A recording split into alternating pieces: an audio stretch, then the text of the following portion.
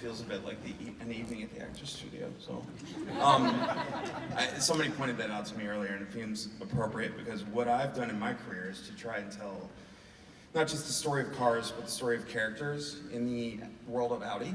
And I don't think there's a bigger character in that world, perhaps, than Tom Kristensen. And so, Christine, thank you for inviting me to do this. It's never nerve-wracking in any way. So, I've done Tom for a long time. My first Le Mans was 2005, which seems like a long time ago. That's near the beginning of my career in this, or at least when we started to get some notice. But 2005, Tom, you were already breaking records in 2005, Jack Yates' all-time record. So, well, you were just getting started. So, with that in mind, maybe we could start by, one, thank you for being here, but perhaps we could talk about even before that, what got Tom Kristensen to racing and to Le Mans? Good evening, everyone. It's great to be here, and thank you very much, George. Thank you, Christine. And congratulations, 35 years. I can tell you is a very long time. What got me here? If you want me to start, I was born on a gas station. My dad drove sideways on dirty roads in a Ford Escort Mark 1s. And at my, what do you say, when they name me at the church, what are you calling that? Christening? At the christening, the picture, I have an open face helmet on. My dad holds me in his hands. So with this in mind, it went wrong at the very beginning. That's true. I'm not, don't look at me like it's not true. But that's the way, and growing up and seeing my dad, sometimes, I would be with my mom, looking at one corner, and I will point out, that's Daddy, and she said, shh, shh, he's last, shut up. Which he was actually not. I was the biggest fan of my dad. He had the humble background of running the gas station, so he retired quite often. But he was, to me, a heck of a driver, and very, very fast. I liked his determination, and that certainly planted itself into me when I was a child.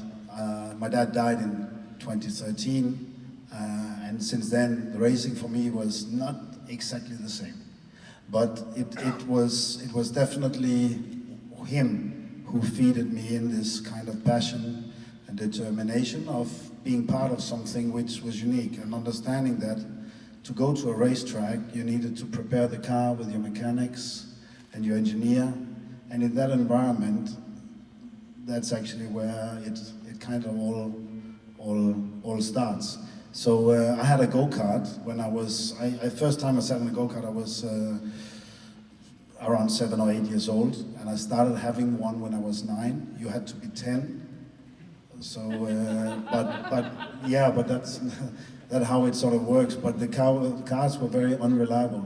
It was a chainsaw engine, and it never ran really. It was always misfiring. But that's how it started, and then it went on from there. So, go-karting, you moved to what next? Open wheel touring car? I know you've done a lot of things before we get to Le Mans. I would say the problem from Denmark was there was not a lot of funding supporting me, and certainly not for my family. So my dad was never there. He sometimes, when I did a kart race, he would be there on Sunday, but only come after the race. Let's say if we had retired, or if I had crashed, or I could see if I had had a good race, I could see he really liked that, and he would be there, but I would not know, because he was a little bit sort of ashamed that he couldn't fund my career, I feel now, looking back. But the karting was where it all started, and knowing that, for example, winning local championships, the Danish championship, and one of my best races I had in karting before we went to the European and the World Championships I finished second in the world, but before that, it was a race in Sweden where we had the Scandinavian Championship with a very strong, and there I beat a guy who on the picture I have, where I'm standing with Adidas shorts, so way up, pulled up, which was probably very modern back then. I'm sure a few of you can remember that. And I had won a fire extinguisher. That was one of the prize of winning. And I remember my dad when I got home. He was so proud and said, "Well done, fantastic race." And thank you very much. I can use this one. But at the same time, when I look at that picture, which is in the book here, by the way, it is, I also stand with a trophy where you, as a very good journalist within our sport, you will tell me, "Tom, you don't have to necessarily stand with a trophy just like that." So you learn something by doing the karting years. But the guy who looked like he was falling down from let's say a Finnish vodka tree was Mika Häkkinen, and he got going in F3, and eventually he won 2 Formula 1 World Championships. But by that time I had caught up, and I was doing Formula 3 in Germany, signed by first as a third driver, but the second driver, he disappeared. I took to another team, so I got my first race within a few weeks from Volkswagen Motorsport in Zolder, the first Formula 3 race, and I won that race, my very first race. It was a year after Michael Schumacher had won the German championship, so I followed then in 1991. So at that time, and at that first race in Zolder in Belgium, my team boss, Bertram Schäfer, he was with me on the podium. That was sort of the new style, that the team boss could join on the podium. And he said to me in German, "Tom, hey, you can now be professional driver, I'm sure, 100%. And but this is not to laugh off, but that's something which, really, if that comes from him, I'm gonna go for that. So I had not only my dad, but somebody outside my family, even a German, to say to me, "You can do it, man." That was very important. Germans don't get around. Yeah. So from Formula 3, open wheel, do we move to touring car yet, or was there still more between that? Oh, there's more between that, George. We only met in 2005. There's a long way, but let me make it short. 91 winning Germany, and then after the season, I didn't have the funding to go the natural way. It would be Formula 3000, Formula 2 towards Formula 1. But in Denmark, I didn't have sponsors enough to do that, and sort of my fame had progressed too fast during that year. So I went to Japan. I had 5 fantastic years racing in Japan. And that's the fundament of my career, I'm sure. Because back then I didn't know enough about racing. Yeah, I was pretty quick in karting, and I won that championship with this good team of Volkswagen.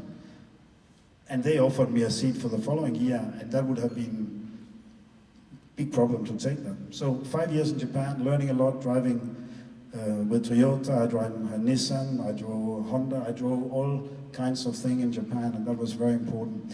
Then I started to miss life outside of Japan. It's many years ago. It's back then when, I don't know if any one of you know the Betamax tapes? Yeah. I mean, it's before you had, there's no mobile phones. It's still not there. So the communicating, it's not telex, but you remember the telefax? Yes. Yeah, and you remember sort of this Xerox paper, which if you put it in the sun, it would be fading, so you have to read it, remember it, and don't put it in the sun. This is the time I was in Japan, and that was great years. Learning, having difficulties with the language, and a lot of getting the respect was very important. I drove everything and was very prepared to go back to Europe when I wanted to do that, and I did then Formula 3000 in Europe. And I was leading that championship when suddenly I was resting shortly before Le Mans in 1997.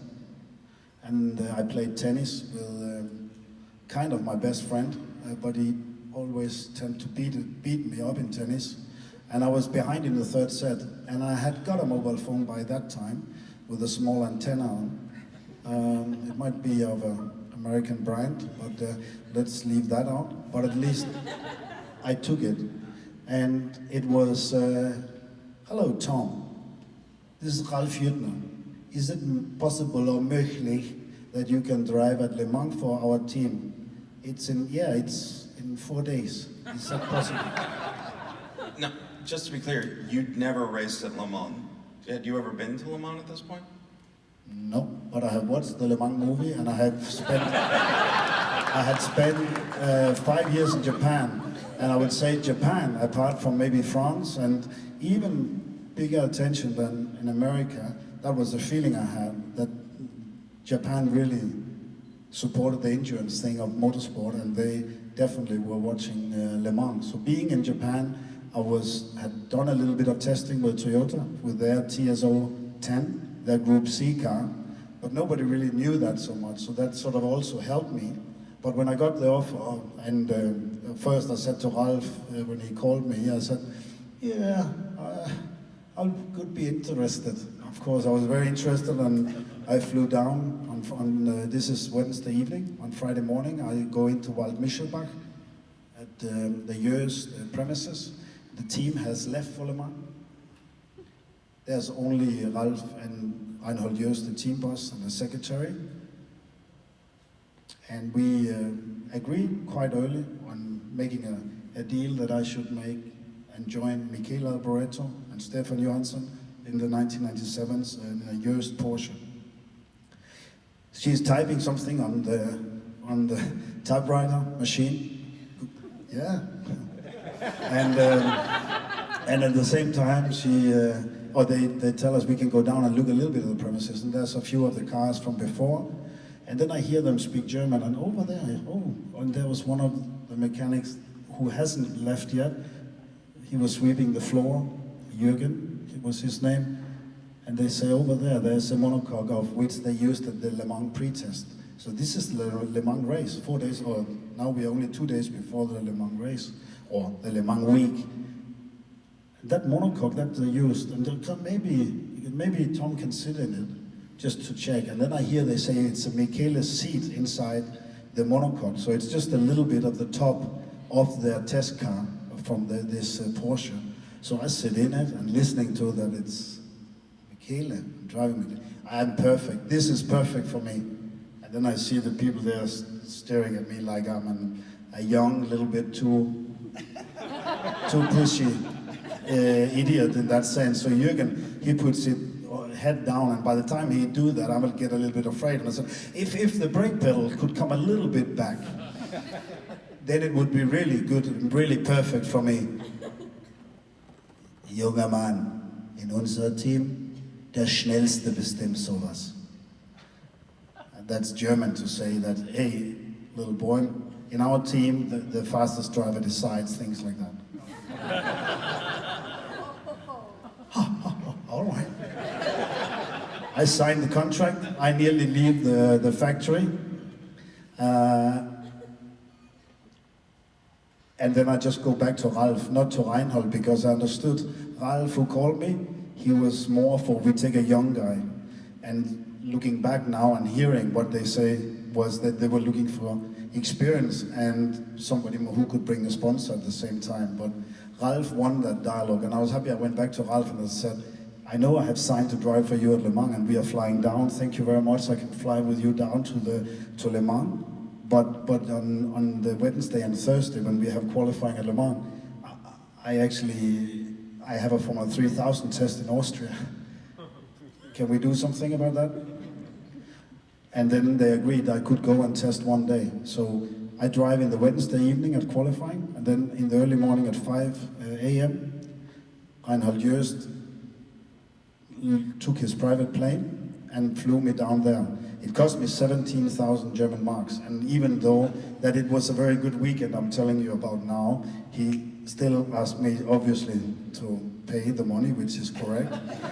But it was a lot of investment, so in that sense, my first Le Mans, I was not paid in that sense. But I did the test. I came back to Le Mans in the Thursday evening. We land when practice and qualifying already started. And and I get 17 time laps. That's all I get before my first start in 1997. So I'm a very focused guy on the grid, looking at the seat, which I said is perfect, you know. You know, you're really focused. I get my drive in the evening. The mechanics are certainly, they talk to me, but only exactly what's necessary. We don't have really any dialogue. The one who gives me a dialogue is Ralf, certainly, and Stefan Johansson, but in particular it's Michele Alboreto. What a wonderful man and what experience he had, and they give me faith, because it's all about when we're on racetrack, when we're on Summit Point or Le Mans, it doesn't matter. But if somebody tells you what to do, it's not the right way. It is when you ask the questions, when you get bleeded in, then you're absolutely focused on what you're going to do and going to achieve. And Michele was like that, so he sort of said, "Hey Tom, I followed you in Japan. Which circuit you like in Japan? I saw these races." And I thought, I don't think he saw these races, but it gave me a lot. Oh, really? It gave me a lot of faith and a lot of motivation to do well. And obviously, he knew I was the weak link, being young and new to Le Mans. So I asked him at one stage, "Can you go around the track on Friday just to tell me a little bit about what you think about the gears, just to optimize what I have now done in practice?" So all these things helped me a lot. But to cut it short, I have to be short, I know, George, I am in the evening of Saturday and I come out, and now we speak about this Betamax tape, and that's what I have. I have a tape of my first interview after I'd driven at Le Mans. In the evening, getting into, not dark yet, but the sun, as you have the sunset, and get that straight in your eyes at Le Mans, that's something I wouldn't have thought of. But doing that and having that, when you enter down through Indianapolis, getting down to Indianapolis and you can't see a thing, that's something. And also the thing at Le Mans, that you constantly have to find your way by these cars, which is 7 to 9 cars at these years, in average per lap, that you have to pass every lap. And you have to do it without obviously costing time. And any traffic feels like you're costing time. So to play with that mentally, that sometimes you have to let it go to make sure you get more momentum and you pass him. So even though you lose time, that you have to tell yourself that I don't lose more time than I should have. That's a mental process which starts. And you can imagine for a young man coming out of the car and somebody puts this huge camera with a Betamax tape in and asks, "So how was the first stint?" And I speak like a guy on helium. I speak like, I just explained those 2 stints in 1 minute, and I explain everything on the 2 laps. And I have it, and I will not show it to anyone. But that's the name of the game. I was getting better, and some of the mechanics will come out of the car, and it was a bit like, okay, good. Get rest. All right, that's good. Rest. Boom. I come back at night, and I get in the car around 3 a.m., and I tell you it's dark. I think it's as dark as it is at any museum if the fuse goes. And the lights on the car was not fantastic back then. It's not the laser light or the high beam what we have of the LED lights in the latter years with Audi Sport, I tell you. And it was pretty dark around the track back then. No floodlight at the chicanes, which some of you have seen when you have been there for a few years ago. But I know some of you have been there also back earlier. It was dark. And to get in at dark, that's really there's no way out. You have to get in and do well. And it's pretty cool to be blessed with quite a good eyesight. That sort of helps the confidence, because the only thing when I ask Michele, what is important here? Yeah, you get hot tires, Tom. And make sure you switch them on. And that means that go out and hit the brakes late and get it going, and don't try to be hesitant a little bit in the early, because that's just the opposite of a win-win. As you lose the temperature, you lose performance, and at the end of the day, the night is gonna be, and that's sort of the only secret there is. Be confident immediately when you start, even when you're not. Go out and be confident, and it helps. And actually, the only thing which you hear is, at the end of a stint, Boxen stop, Tom, Boxen stop, nur tanken, nur Sprit. Jawohl, jawohl. That means pit stop, oh, fuel only. Pit stop, fuel only. I hear that twice. That's the only thing I have. And it's 97, and I get the lap times only from the pit crew. I don't have it on the digital, which I had with Audi all the years. You have the delta times all around the lap, so you know always where you were compared to your performance. There you got, you passed pit straight, and you got the lap time of the lap before. That's already difficult to understand exactly how that lap was, because I'm only looking for the next corner. But after these 2 pit stops, I'm in my 3rd stint, and it starts to be a little bit like you sense a little bit of, I don't know what you call it. It's not daylight yet, but at least you feel you see a little bit more than you saw before. What do you call that? Twilight. That's a lot of input. Thank you very much. More input than you were getting on the radio. No, but that's good. Much more. It's fantastic. But when you get that, you get a little bit fine-tuned, a little bit faster. And what happened is you're going into the nice time of the, now I've got some decent lap. I have 2 stints, and now I'm in my 3rd stint. That means I'm in my 5th stint, and the rhythm is coming. And you see a bit more, and you get a bit braver. And suddenly on the radio, Ralf's voice, he says, schnellste Runde, super Tom. You can understand what that means? You've just been driving like, and yeah, forget about that, get on with it.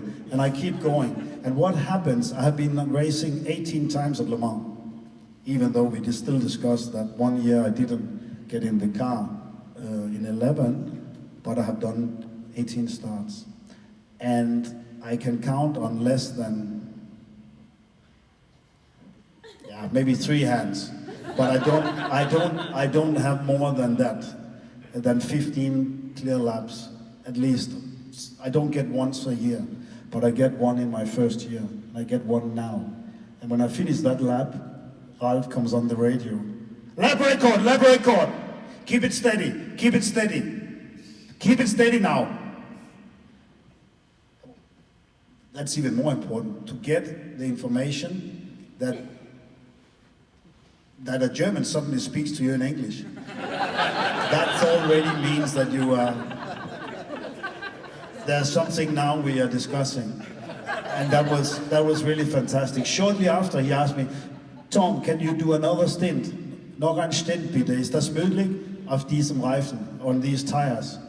And I go, yeah, I was really just happy that we are discussing, we have a conversation, and the team is behind me. So I said, yeah, no problem. But immediately after, I realized, hey, am I sitting perfect? I'm using way too much energy just to where I am now. I'm putting the whole team on play here. I do the 4 stints, and there was only 4 stints on the tires, which was done that year at Le Mans, and that kept us being in the game and putting more pressure on the works Porsches, which we were competing against at that time.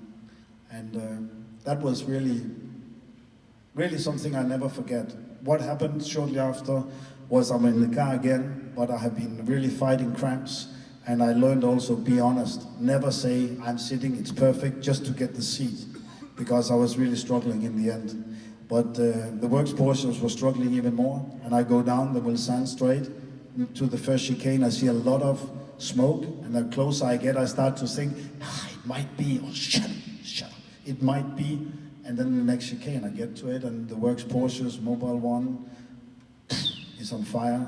The driver is out of the car, I can see that, so everything okay. But did you see that? Did you see that? Did you see that? Yes, Tom, we saw it. Keep it steady. Now be calm. And you're leading the 24 hours of Le Mans.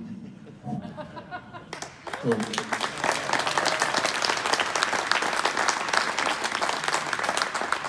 It's quite very impressive. I can sit here and tell it to you now. I'm really inspired by that, but I know my dad up there somewhere, he never forget that when I told him that I remembered that with that little team, there was only 12 mechanics. It's one car team with Yost Racing back then.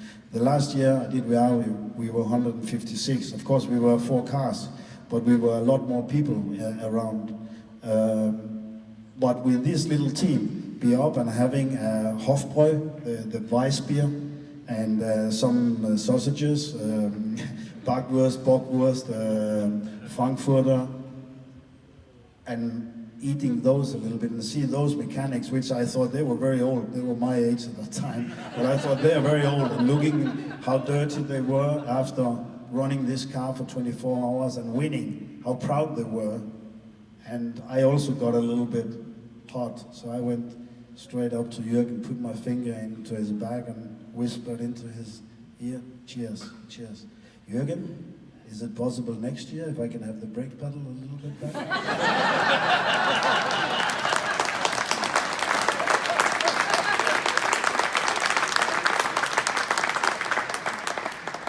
So I know the answer, but we all know. You don't know Jürgen then? No, not that answer. But we know the outcome of that race. You walk away first time out of the box, you win the race. How about Sebring? Can you tell me, that's, well, half the time, I understand twice, well, maybe not twice the endurance, but it's just as much endurance. Yeah. You're with a different team then, yeah? Shall we say who? Yeah, it's with, I mean, as you know, 3 letters, which starts with a B, is bad. Bad. Brandby. Brandby. Bayerische Motorenwerk. That's true. I went with them, and we had a very good, successful Sebring in 1999. But it was really close. We didn't have that. I absolutely love Sebring. It's a great track, and of course, all the manufacturers, all the teams prepare very well there. In 1999, we actually prepared the very new BMW V12 LMR in Homestead. We were testing in Homestead, south of Miami. And on the Sunday evening, we were planning to go out to Sebring on the Monday, participating in the test and preparation. The team said, we're going home. We're going home. We can't go to Sebring. With our differentials keep messing up. We are keeping running out of differentials and having issues with differentials. We are not reliable. We can't go to Sebring. And the team was set up with Snitzer, which was running the team, and Williams, which was building the cars, and BMW delivering the engines. So that was sort of the thing. And there was panic. So when we went to bed, we knew that tomorrow the tickets would be changed and we would go back. And we as drivers, we said, no, find a solution. You have to find a solution. And Williams were pushing a lot to that, but it just means with board members, with technical department, and with Williams. And the next morning, just after breakfast, we were told, okay, we go to Sebring anyway. And then we went to Sebring, and we won by 12 seconds. My first race there against at that time the Dyson team, Matt Sleitzinger, James Weaver, and the Riley and Scott, and that was also a race to remember, and also sort of a love from racing in America, which was started, ignited during that race. I never forget how I thought that everyone was against us. So I thought when I was driving the last stint, it was coming so much sort of sand and dirt on the track, because that's the thing with Sebring. It's the same like when Sterling Moss drove there, or certainly like when Jack Hicks and Mario Andretti were driving there. The track is the same. So it's bumpy as heck, and it's full of dirt, blind corners, and a lot of spectators. It's because it's a spring break, and I think there's a country which knows how to party. I realized that seems like it's right here in Florida. So the people on the bridge having all those cans of beers put on top of each other.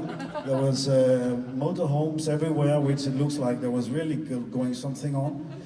I was thinking they would drop something into me when I passed under, you pass under the bridge after turn 4 and going into the long turn 5. Every time I was sort of ducking my head. And I was losing time to the Riley and Scott at that time, because you don't take these chances onto where there was so much gravel. But nevertheless, we won, and I've come back to Sebring so many times later, and it has been wonderful to win with the teams and in front of the crowd there. Well, so after that, we know you have another victory with Brandby. beyond that. But you get a call, you're very hot at this point. You won first time out at Le Mans, first time out at Sebring. You get a call though from a little town in southern Germany. That's a supermarket. supermarket. Now I know where you, yes. And actually good evening, ladies and gentlemen. Now we are actually supposed to start. This is now, that was his first question. But the other George said, ask a little bit about how you got started. So forget about the rest. Now we start.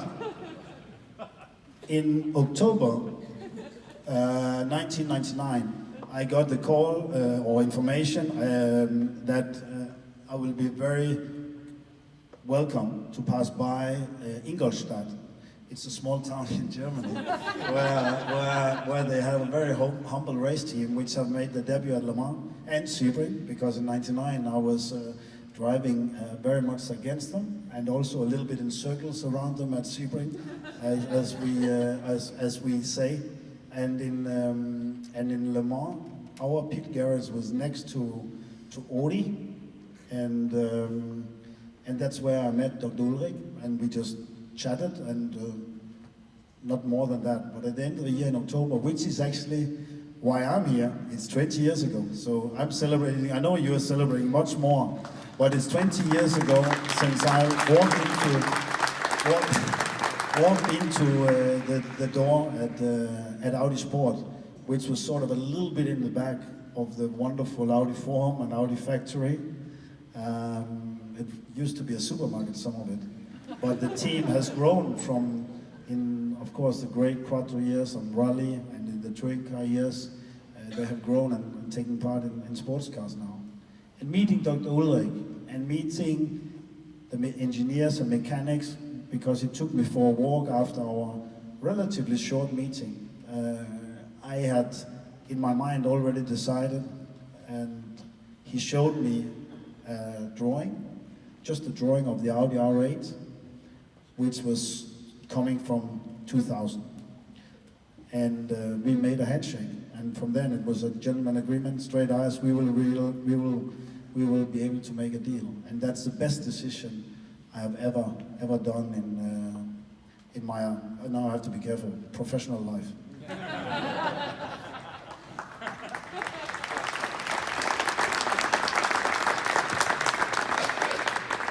So there are a lot of wins. Rather than dwelling on any single one, I'm going to ask you to dwell on a few single ones. What would you say was your hardest win at Le Mans with Audi? The hardest win is always to win people's respect, and that is important every year, every test, and that's how it is important with the mechanics, with the engineers. I mean, in 2000, my first race with Audi, we won Sebring with Biela and Pirro. We won at Sebring, and the year before, I tell you, the first original R8, which was built up, of course, of the Audi people. They were not going out and headhunt a lot of people. So they have worked their way up, and see how proud they were, and I can say how lucky I was to join Audi at that time when we developed over the winter with a new car. So I would say that is the most important thing. But if you just take over, I've been blessed with so many races, so also disasters, also failures. But 2001 is very strong in my mind for being. The Michele, I hope I spoke very, very nicely about him, because I have great respect for him, and without me starting with him, it might have gone completely different at my first Le Mans. But the 25th of April, we lost Michele, just shortly prior to Le Mans, due to a free testing accident where he had a tire failure at Lausitz. So there was enormous, pressure. There was a lot of things we wanted to honor Michele, and at the same time, people were questioning us. Why are we doing it? You know, even stuff like that. That was tough. And then in 2001, it was raining. We were only on slick tires for 5 hours out of 24. So 19 hours the circuit was wet or damp, and that was tough. What was important was the FSI was coming, the new Beretsky, the direct fuel injection, which was really a win-win. At Le Mans, it's good to have a good fuel economy, and that was a little bit better. But for us drivers, what was much more important was we had a lot better throttle response with the twin turbo, lot less turbo lag. So when you put the throttle on, the delay in the power output to the rear wheels was much easier to digest. And you can imagine when it's being in the rain, the friction in the rain, and particularly during the night, is not very enormous. So it was you constantly part throttling and had sort of to always to predict what the throttle was going to do. And with that power, it was incredibly difficult in the wet. The gearbox was built to say immer 80% oder mehr, means 80% or more. Otherwise, you shouldn't change gear, because it was now up in the steering wheel. My first year with our private Porsche, right-hand drive, unsynchronized, big, heavy gearbox, and now suddenly with Audi, it was up in the steering wheel, and you even had what do you call it, assisted steering wheel, like a servo, power steering. So that was all very good. But the problem was during the night, Bila, my teammate, had given the feedback to our engineer, Joe Hausner, that we had an issue, that it was really dog to dog. When he changed from third to fourth, not good sound. And then I got in the car and was told what Frank had told. So when you get in the car, Tom, third to fourth, 100%. Only full throttle and chains, and push. So the whole night it was raining quite hard, particularly in the morning, and you don't see a lot. And when there's times when the rain are coming more, it's not very good. I mean, at Le Mans, in driving in the wet, is because of these 50 to 60 cars, it's constantly throwing a lot of rain up, and that sort of hangs because the trees down in Mulsanne or Giannapolis or Hunandière, it's creating that it's just fog. And at the same time, back then there was no new asphalt on. 70% of Le Mans is normal roads. So there was a lot of, I would say, we call it grooves from the tires, or rods from trucks or heavier vehicles during the year. So of course, with this standing water and with all the white, as you know, the white marks or the different put on the road, is the friction on that we know is not fantastic. So driving in the night was pretty tough. You had to be incredibly focused of not hitting anything. Sometimes, whoa, that was a Porsche that has been a little bit off the road coming back, things like that. So you're constantly really thinking and just looking for the rear light. When you saw rear light, then you knew shortly after you had to sort of move over. But you couldn't just move over by instinct, because then you would hit more standing water. And I don't know, I guess it's a little bit the same, like, I mean, I know it from George at least, you know, when it's heavy rain, very heavy rain, and you are going up through Virginia, you're going at 160 miles an hour, the wipers are going like that, you're going up to 180 miles an hour, nearly 200 miles an hour, and it's really heavy rain.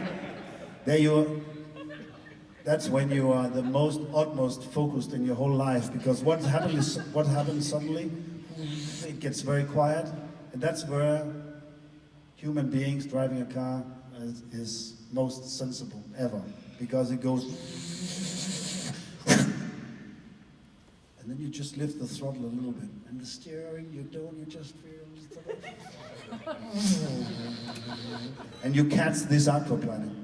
And the aquaplaning is what we all should have the most respect for ever. Because aquaplaning, if you're not alert, it's gonna catch you. So aquaplaning, please remember, respect. And yeah, okay, one thing which helps is of course driving a quattro, which might have helped George. But at Le Mans, it was really something which was deep in us when you cross these rods with standing water. So tough it was, but in the morning we had a big lead because we had been pushing, and our car, a lot of journalists or people would say, why are you pushing so much? We actually had a one-lap lead at that time. But remember what Bila had said, remember what the engineers had said, and we're in 2001, And I can tell you, only by us pushing, we could be in this position that the mechanics could win the race for us. And what happened when I was in the car, unfortunately, after lunchtime, so less than 4 hours to the end of the race, I'm just being put on slick tires, and a little bit of the time when it was on dry, so there's a bit more load on the car. And it's very easy to change when it's full. No problem. But there's more load, more energy in the car. So that I come at one point out of a nice corner,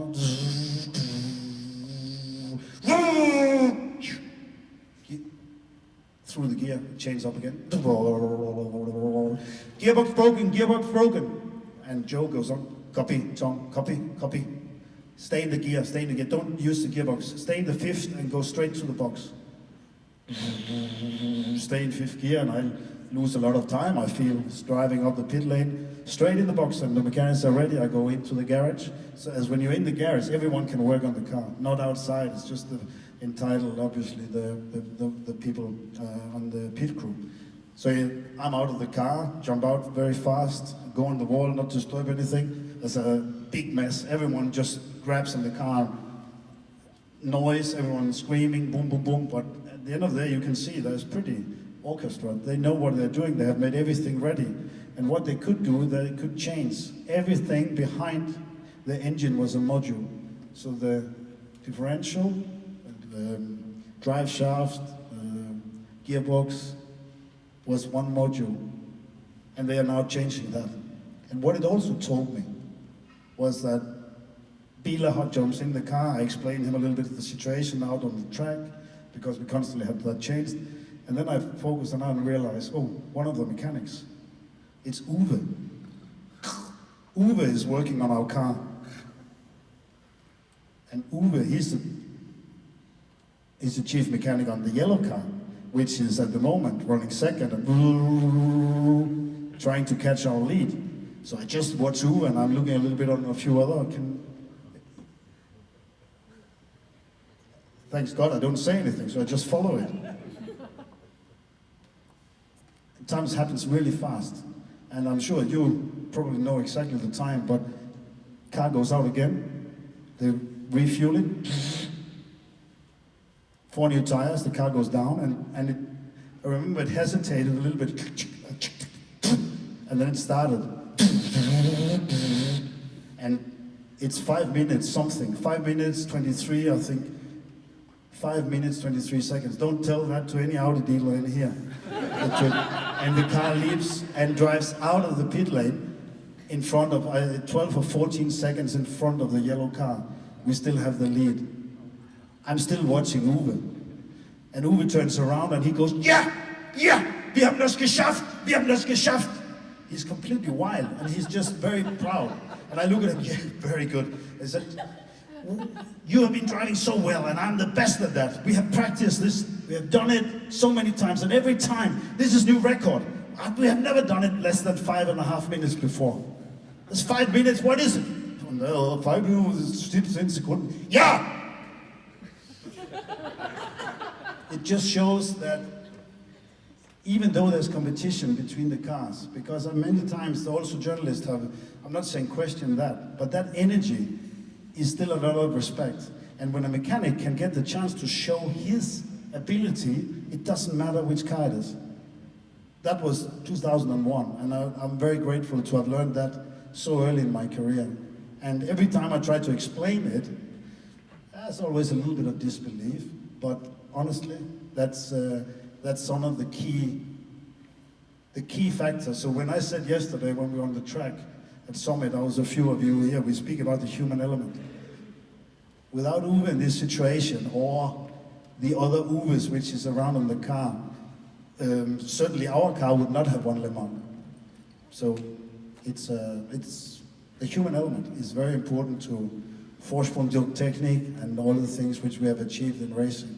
It is that you have the respect of the fellow people, that you take the responsibility to say, I'm gonna do this, and I'm doing this, and after I'm doing it, we can discuss it was good or bad. But in the process of doing it and feeling the responsibility, it learned me a lot. So I'm really happy that I didn't go and say, can you go away from my car and do something else and work on your very, very happy. Taught me a lot.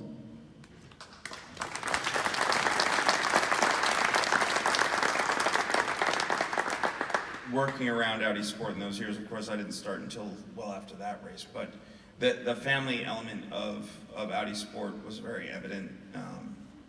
Phil, what you mentioned earlier about the club, similarly, it was evident at the highest levels of Audi Sport. Can you talk to that a bit about, clearly we see that with Uwe, with that car, but Dr. Ulrich set, I think, a culture of that across the team, and it seemed to carry this tight-knit group throughout those years, whatever the car. Yeah, but I mean, I think I cannot put it more precise than that, but I mean, it was a flat organization. It was also a growing organization, because when I joined in 2000, I think there was 140 people, 140 something people at Audi Sport. And I know when sort of the sports car program stopped, there was nearly 500. Of course, there was still something with the customer racing and then being divided and things, but of course it was a growing scenery, and I'm sure there's a lot of you people here know that is a big challenge for any organization, but it was a very flat organization.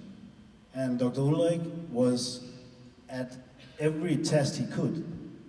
So he was always part of that. And I think that is a very, very important thing, is of course when you have the visibility of the people who had the ability to decide. It doesn't necessarily have to be the boss, but it certainly has to be the person who decides with you. And I think that has been Audi Sport's big, the flat organization, and that you had the feeling that you had a say. Did you have something to see? Did you have something to note? You will be heard if you said it. And I think the simple, I mean, there's this thing that Michel Picard is a Swiss guy, mechanic, very, very kind of shy guy. You would probably not have noticed him, but you put the picture and I can prove he's there. And I can tell you he's very important there, because he has been responsible for gearbox and also differentials in the early days, so very, very important thing. But one year when I came to Sebring, the first race of the year, he had put a small 5P under the rear wing. So we can check even if the R8 has a 5P out here. But the 5P was on our car in the beginning, the one I drove, because Michel Picard had invented that. And the 5P stands for proper preparations prevents poor performance. It's kind of simple, but it's 5P. And this is 5P. So the mechanics which worked with us during these years, of course it also went to the other cars at Le Mans. And there's a lot of noise, there's a lot of action, there's a thing, but you don't have always to disturb on the radio. There was just,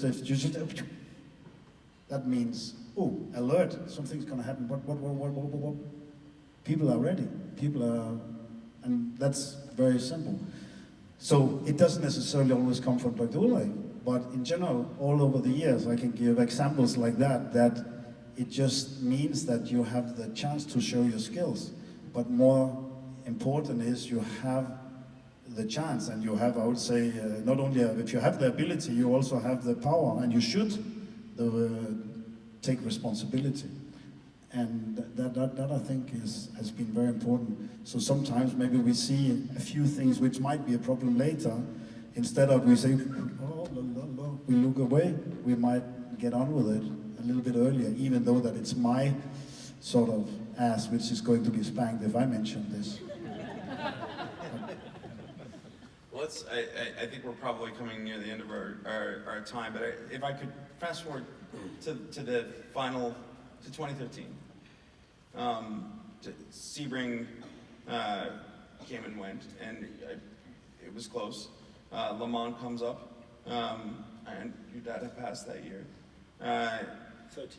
13, yeah. And this is the Rari team that's out here now, yeah, 2013.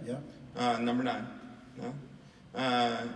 I know when Sebring, you approached me after the podium and we were chatting, and you mentioned how hard that you would hope to win that one for your dad. Then we get to Le Mans, and this is a tough race. Very early in the race, Alan Simonson had his fatal accident. This was very tough. If I could just ask, 2013 had to be so important. I know this is probably a tough discussion to have, but how important was that to you? I know it was. You can see the. You know, there's a lot of individuals at Le Mans. I mean, I just speak how many people we were at Audi. Obviously, from our little group of car, and with my teammates, was with Alan, and now it was with Loic Duval as our, let's say, our third driver, as Capello had put up his helmet. But yeah, losing my dad really the Thursday before I'm traveling on Saturday to Sebring was tough. So I had to delay that and arrive very late to Sebring. But it was quite, when I was told about Alan Simonsen in Aston Martin, I was preparing. I was about to go in the race car. I was sitting on top of the pits on these, the spinning bikes which are there to keep the pulse up and get the sweat, break the sweat, to be ready to go in the car. And I had texted Alan, and I had texted his engineer and his family member, and they didn't know anything. They didn't get any information. And when then Steffi, who is our organizational girl from Audi Sport, she came in, and I could already, I mean, when she opened the door, I really, there's coming bad news now. And she burst out in tears that, because Alan was really such an inspiring talent. And then you have to make a quite fast decision, because she told me he passed away, and should we delay? Do you want Loic to go in the car now, and you can jump the queue? And I said, no, wait, sit down. And I just took a small table, and I put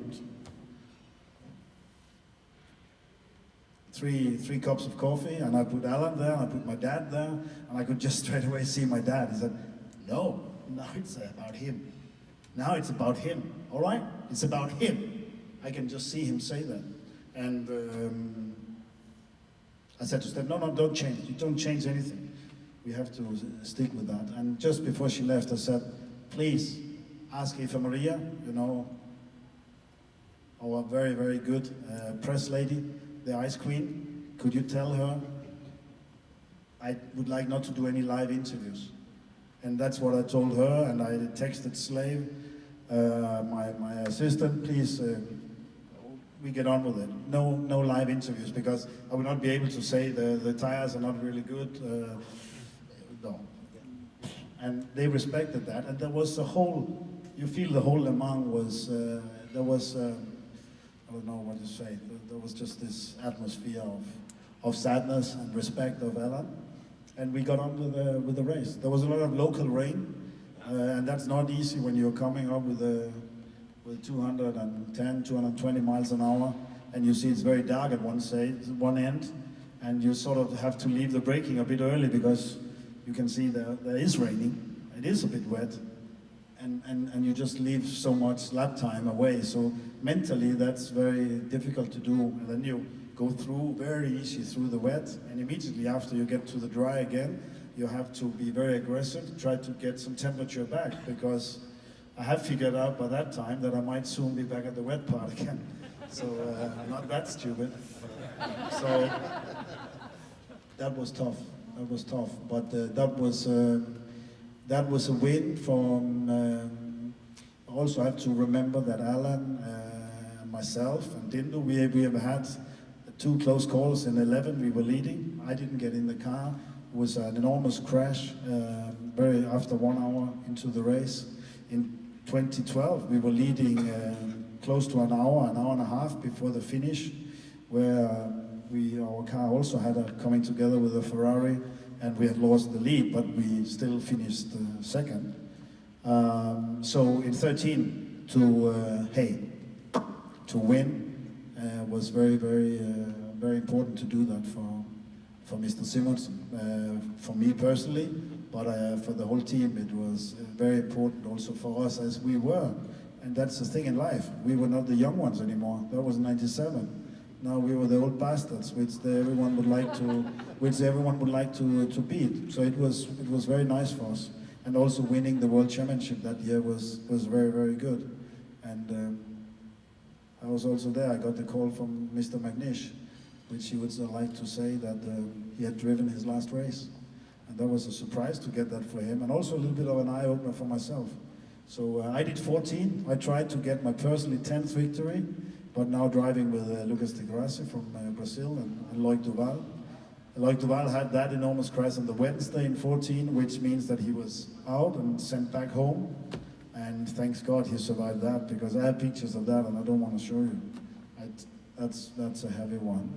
And we got Mark Jenner in, and he just drove the practice on Thursday. And hey, there we go, Sunday at noon. I thought, this is unbelievable. We were leading, I was leading. I was about to win Le Mans for the 10th time personally. When, thanks God, that you realize that it shouldn't be like that. And very, very seldom, I would say, hardly never, you have an issue with an engine. But I come out of the pit after the pit stop, 2 hours to the end. And when you lose a turbo, and you only have one turbo, it makes a difference. But the mechanics again changed the turbo in 2 minutes. We lost the lead, we got down to third, and we pushed like heck to go back, and we won second place in 14. And then that summer, due to all the circumstances, I've been talking to you here, I said to Dr. Ullrich, if I could speak with me, I would love to say that's it, even though I had contract for you, but I would love to stay with the brand, because what I have learned during so many years of being with this team, the history heritage, I would love to be with Audi forever. And that was sort of what we agreed after 2 weeks of first he didn't believe me, and disbelief, but then we had a few more meetings and he dwelled about it and he said it's a good idea. And when I had taken the decision, I told my wife, and I had to wait for her a little bit because she was down picking up some groceries, and she came in with 2 handbags of things, and I said, Hannah, can you put this down? I have something to tell you. What? And it went down, and I said, my last race will be in 3 weeks in Brazil. I will do my last race. And I could see that she was very, very happy. And she said, that's the best decision I've ever done, was what she said. But that's sort of the story of me being a driver and me until the end. And today I can say, like many people ask me, don't you miss it? And they really look into me. And I say, yes, of course I miss it. I miss it a lot. But I'm also very, very privileged that I have lived so many years of, I know that I'm not stupid. So if somebody sometimes say, do you want to have a few laps? No, thank you. I say thank you. I don't go on the track anymore. No, not at all. Even say an RS6 at some point. Maybe not. No. No, exactly like that, but not a race. But what I did the other day was, Tristan and the Audi from John, they were brave enough to let me out at Summit Point in an Audi RS6 from 2005, and yeah, thank you very much. Tom, you're a legend, sir, and it's a pleasure to know you and to be able to be privileged enough to sit up here and interview you, so thank you. We have one last thing before we leave the stage. We wanted to share something. Paul Truist, if you could come up. Tom had something he wanted to share. That's true. Yeah, Paul, I will just give you this a little bit, a book of my maybe you can open it. I've written a little bit here. It says, to all my dear friends at Audi Club North America, that's you. Hope you'll enjoy a few moments of my 4 quattro, that's funny, decades of trying very hard. And that's a self-portrait. Thank you. I hope you'll all have a chance to read it. Thank you, Tom.